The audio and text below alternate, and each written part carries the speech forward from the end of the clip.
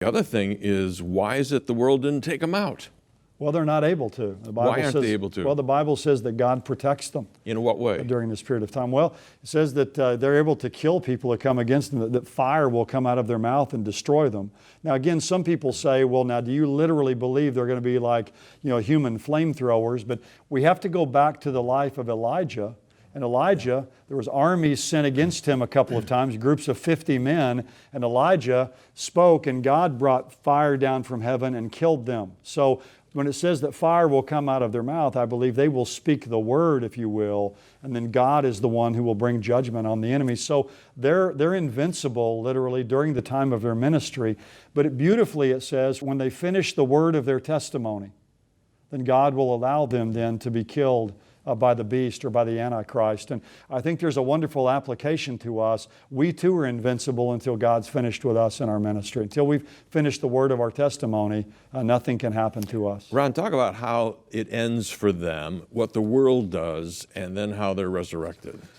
Well, it's going to be an amazing thing. The bodies will not be buried, but will just lay there in the streets in Jerusalem. The whole world is going to see it. It's probably going to be by the use of television and the internet. I'm sure that the videos will go viral. The people will be so excited about it that they're going to give presents to each other. They're going to be celebrating their deaths. Now, what you must understand is that among the ancient people, back in Old Testament times primarily, to not bury somebody is the ultimate insult.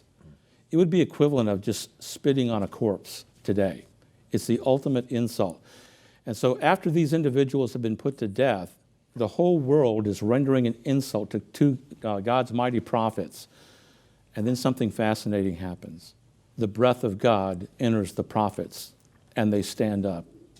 And fear is everywhere. Yeah, just think of watching that on TV. In my mind's eye, I can imagine them rising from the dead and standing up and asking, any questions? You see, God is making a big point with that resurrection. And then they ascend into heaven.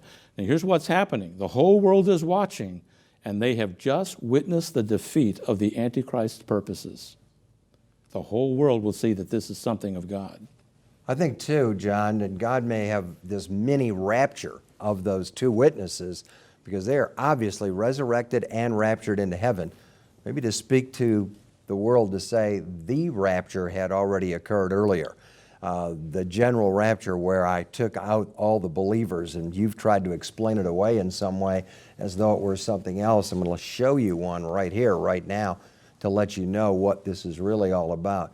God, in His mercy and grace, still gives the human race an opportunity to come to faith so that they cannot say, we didn't know any better, we didn't have any evidence from God at all. They had plenty. And the truth is, people always have an opportunity to come. The question is whether or not they will.